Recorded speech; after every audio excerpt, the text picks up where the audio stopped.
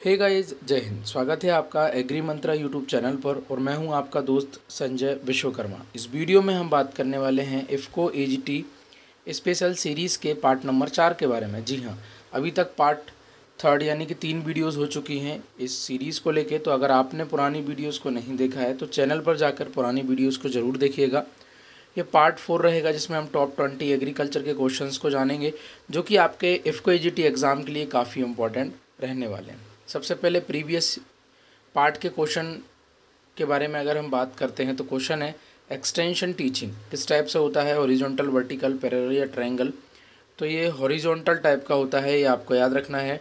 और एक्सटेंशन जो होता है वो नॉन फॉर्मल टाइप का जो है, आउट ऑफ स्कूल एजुकेशन होता है, ये एग्ज़ाम में आता है।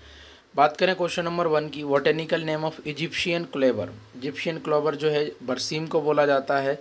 तो सबसे पहले तो आपको इसका दूसरा नाम याद रखना है, यानी कि इजिप्शियन क्लोवर बरसीम का ही दूसरा नाम है।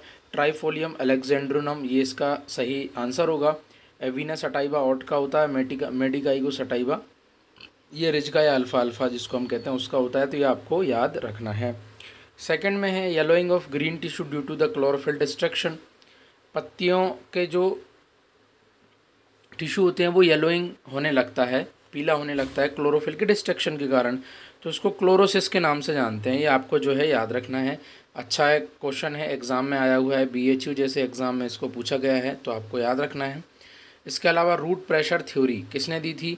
तो ये जो है स्टीफन हेल्स ने दिया था। ये मोस्ट इंपॉर्टेंट क्वेश्चन है, इसको आपको याद रखना है। रूट प्रेशर थ्योरी जो है स्टीफन हेल्स के द्वारा दी गई थी। इसके अलावा coconut, arecanut, oil palm, date palm, इनकी सबकी फैमिली पूछ रहा है। तो इनकी जो फैमिली है वो एरेसी होगी, ये आपको जो है याद रखना है। इसके अलावा क्वेश्चन नंबर 5 की बात करेंगे, growing of tree plus crops plus pasture. तो इसको क्या बोलेंगे? तो इसको जो है एग्री सिल्वीकल्चर के नाम से जाना जाता है। Growing of tree plus crop plus pasture, काफ़ी अच्छा क्वेश्चन ये बनता है, इस टाइप से आते हैं। आगे बात करें क्वेश्चन नंबर 6 की, लीफ टेम्परेचर इज़ मेजर्ड। जो पत्ती का जो तापमान होता है, जो टेम्परेचर होता है, उसको किससे मेजर करते हैं? तो उसको एटमोमीटर से मेज़र करते हैं। ये विंड स्पीड से रिलेटेड है। एनोमीटर और अल्टीमीटर जो होता है वो हाइट को बताता है। ऑक्सीजनोमीटर जो होता है वो ग्रोथ ऑफ प्लांट को बताता है। इंस्ट्रूमेंट से हर एक एग्ज़ाम में क्वेश्चन आते हैं, तो सारे इंस्ट्रूमेंट आपके लिए काफ़ी इंपॉर्टेंट है, एक बार उनको देख के जाइएगा। फादर ऑफ सॉइल एरोजन मतलब कि मृदा क्षरण के पितामह कौन है? तो एच बेनेट को जो है सॉइल एरोजन के फादर कहा जाता है। मेरे हिसाब से आई थिंक इंपॉर्टेंट क्वेश्चन है, एग्जाम में पूछा जा सकता है। और सेंटर ऑफ ओरिजिन यानी कि जो उत्पत्ति से रिलेटेड जो कॉन्सेप्ट दिया था वो बेबीलोव ने दिया है, तो ये भी आपको याद रखना है। इसके अलावा आर्नॉन और स्टाउट जो हैं इन्होंने क्या दिया था? तो एसेंशियलिटी ऑफ क्राइटेरिया दिया था न्यूट्रिएंट्स का, ये आप याद रख सकते हैं। ई रेवोल्यूशन इज़ रिलेटेड टू, तो ई रेवोल्यूशन जो है यूज़ ऑफ डिजिटल टेक्नोलॉजी से रिलेटेड है, ये आपको याद रखना है। इसके अलावा कैटल वेलफेयर की बात करेंगे तो वाइट रेवोल्यूशन यानी कि श्वेत क्रांति जो है वो कैटल रेवोल्यूशन से रिलेटेड है। नॉन कन्वेंशनल एनर्जी सोर्स ये ब्राउन रेवोल्यूशन से रिलेटेड है। तो रेवोल्यूशंस को ज़रूर याद रखिएगा, एग्जाम में आ जाता है, सिंपल क्वेश्चन होता है।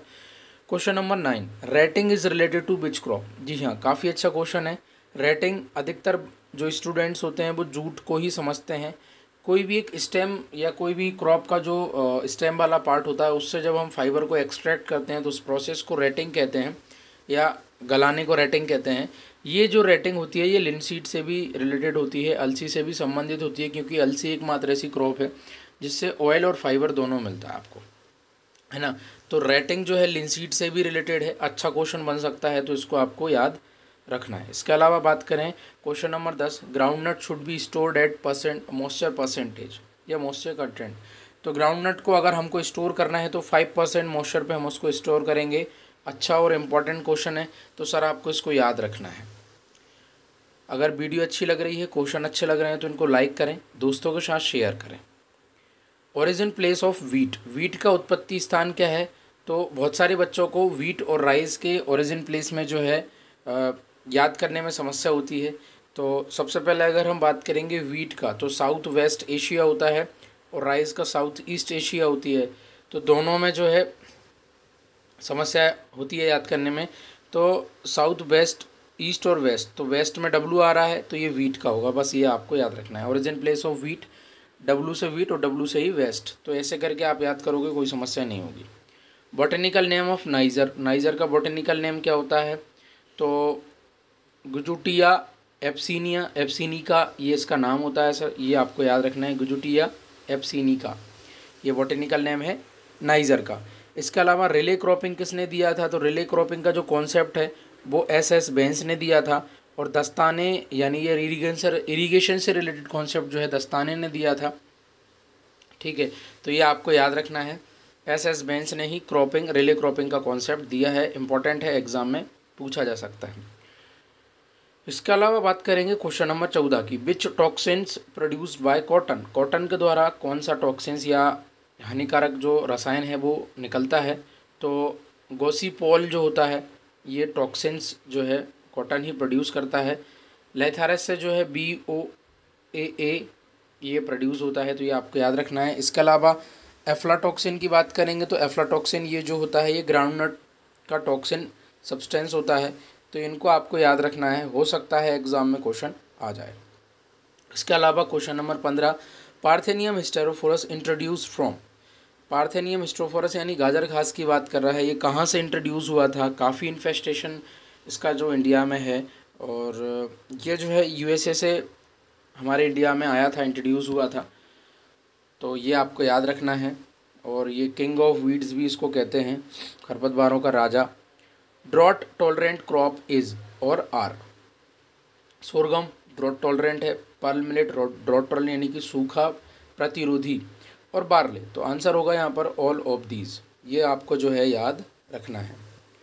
इसके अलावा क्वेश्चन नंबर 17 की बात करेंगे, according to USDA size of gravel, यानी कि USDA के हिसाब से जो ग्रेवल है इसका साइज़ क्या होगा? तो MM में बता रहा है, मोर देन 250 mm अगर है तो इसको हम स्टोन की कैटेगरी में डालते हैं।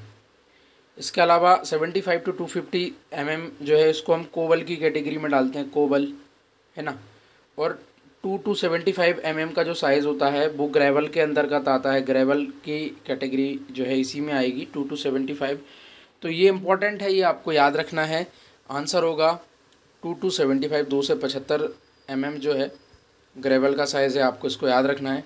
इसके अलावा the capability of the soil to provide the all essential plant nutrients in available form is called as, तो इसको फर्टिलिटी के नाम से जानते हैं कि सॉइल की इतनी कैपेबिलिटी की जितने भी एसेंशियल प्लांट न्यूट्रिएंट्स हैं वो पौधे को अवेलेबल करा सके, ये उसी की फर्टिलिटी कहलाती है। ये जो है आपको याद रखना है, फर्टिलिटी और प्रोडक्टिविटी से भी एग्जाम में क्वेश्चन आ जाता है। इसके अलावा क्वेश्चन नंबर 19 की बात करेंगे, nitrogen percentage present in sodium nitrate, तो सोडियम नाइट्रेट में 16% नाइट्रोजन होता है, ये आपको याद रखना है। सोडियम 16% उसमें नाइट्रोजन होता है, याद रखिएगा। इसके अलावा all India network project on pesticide residues, ये कहाँ पर लोकेटेड है? तो ये नई दिल्ली में जो है लोकेटेड है, ये आपको याद रखना है। All India network project on pesticides residue, important है। इसके अलावा बात करेंगे हम टॉप 20 क्वेश्चंस ये हो चुके हैं, इनको जो है अगर आप इनका फ्री PDF पाना चाहते हैं तो आप प्ले स्टोर से एग्री मंत्रा एप्लीकेशन को डाउनलोड कर सकते हैं, वहाँ पर आपको फ्री PDF अवेलेबल हो जाएगा। इसके अलावा लिंक भी आपको डिस्क्रिप्शन बॉक्स में मिल जाएगी, वहाँ से जाके भी आप एप्लीकेशन को डाउनलोड कर सकते हो। अब हम बात करेंगे क्वेश्चन ऑफ द डे के बारे में, जिसका जवाब आपको कमेंट सेक्शन में बताना है। राइट आंसर नेक्स्ट पार्ट में डिस्कस करेंगे। क्वेश्चन है, cant is a dual purpose variety, cant जो है डुअल पर्पस वेराइटी है, किसकी है? व्हीट की, ओट की, बार्ले या फिर सोरगम? कमेंट सेक्शन में दीजिएगा अपनी राय। तो दोस्तों ये थी आज की वीडियो, आई होप आपको वीडियो पसंद आएगी। वीडियो अच्छी लगे तो वीडियो को लाइक कीजिएगा, दोस्तों के साथ शेयर कीजिएगा, चैनल पर नए हो तो चैनल को सब्सक्राइब कीजिएगा। एग्ज़ाम की प्रिपरेशन में अच्छे से लगे रहिए। मिलेंगे किसी और वीडियो में, तब तक के लिए जय हिंद, जय भारत।